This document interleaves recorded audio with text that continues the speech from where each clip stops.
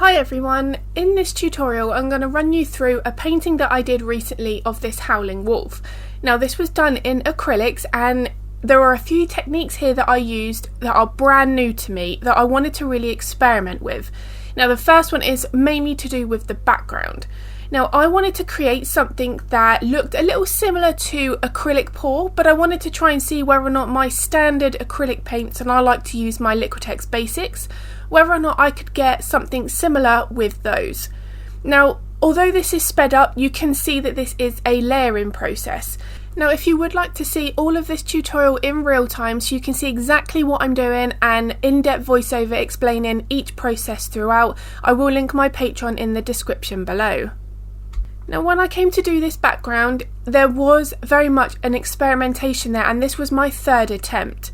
The first two attempts, and you're going to see this in a couple of minutes, I used a canvas board and it just didn't like the amount of water that I had put on top. Eventually it dried okay, but the paint did lift up and it dried with like a cracked appearance.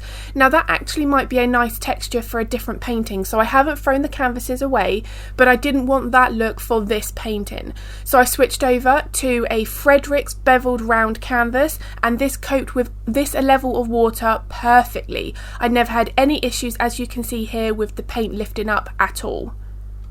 The really nice thing that I liked about this kind of effect for the background is that it's very forgiving. If I created a layer that I didn't like, I just had to wait for it to dry and paint over it.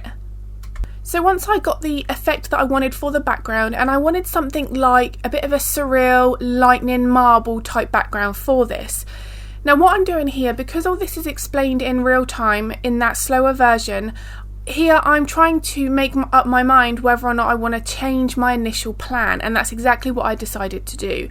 So you can see here that I erased my first line up, and then I've designed a new layout in my photo editing program on my computer, and I've come up with adding some stars, a moon and some black silhouetted trees in the background.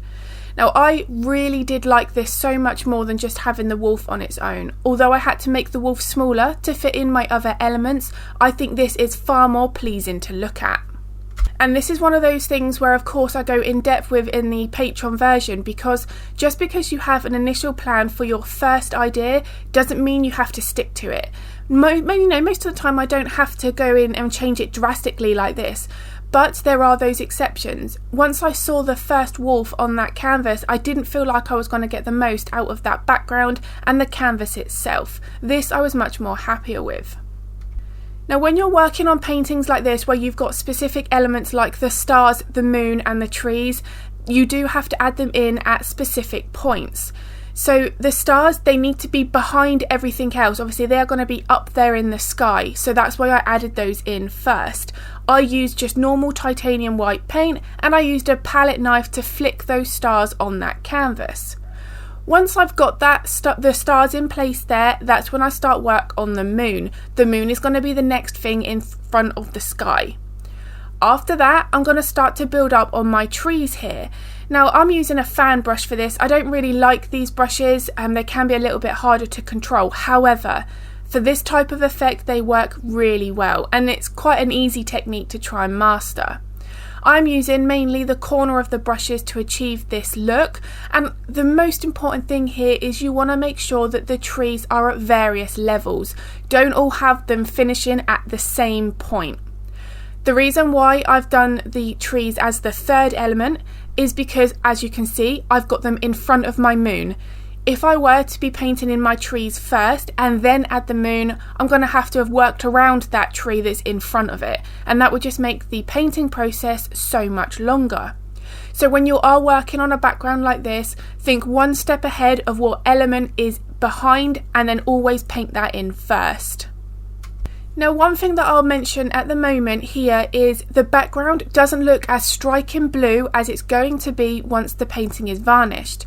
Now one of the common complaints that acrylics can get is that they are fading.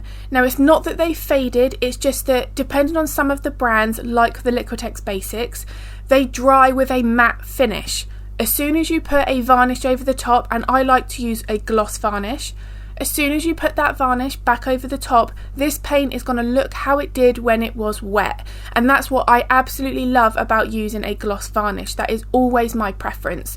So it's going to make my darks really dark, but it's also going to hype up that colour saturation again, making it look like the paint is wet.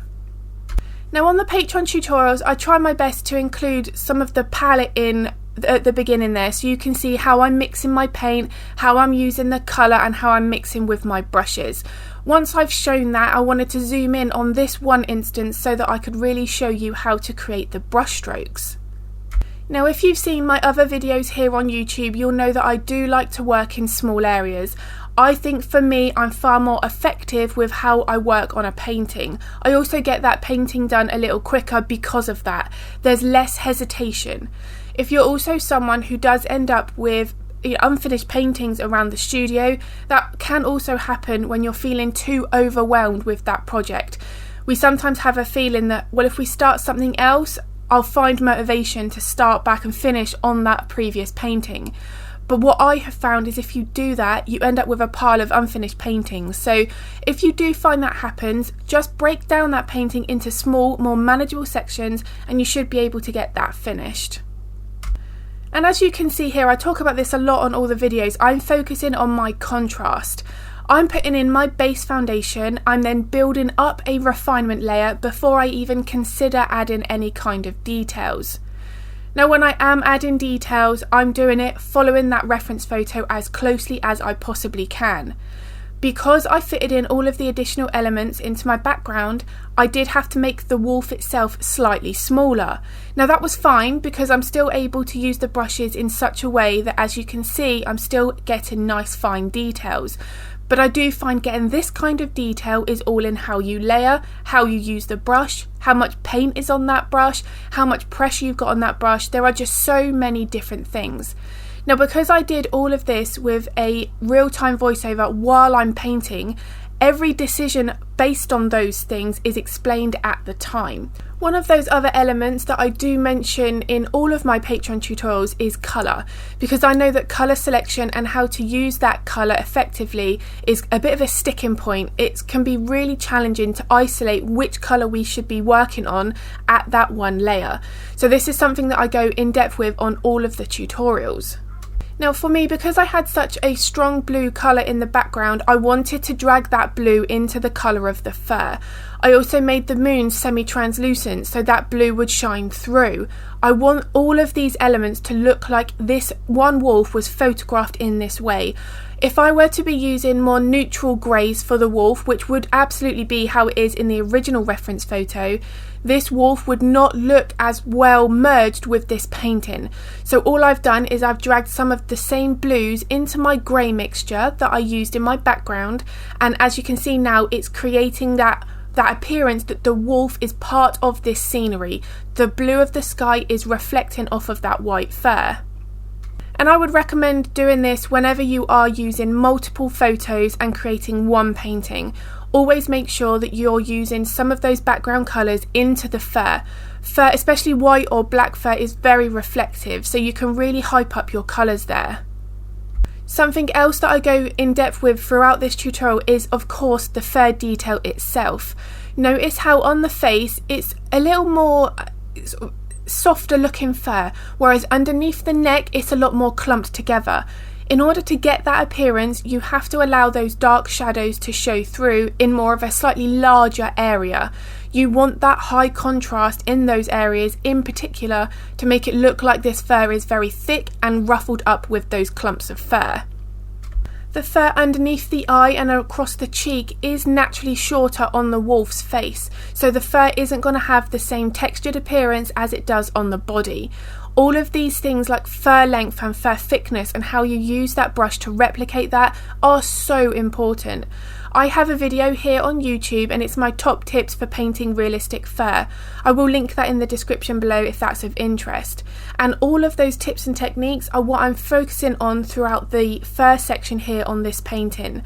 I want to make sure that I've got that brush in contact with the canvas for the right amount of time in order to get the length of that fur right, but also how much pressure I'm putting on that brush. Regardless of the brand that you're using, it could be a flat brush, a liner brush, a round brush. any brush at all. The more pressure you put on that brush, the thicker your line is going to be and the different brush stroke you will be able to create. You can often use one brush and then create multiple different types of brush strokes just by varying the pressure alone. So one big tip with any painting, regardless of the type of fur texture that I'm working on, I'm always varying the brushes that I'm using. I'm not using one brush for the first layer and then all the way up to my final details.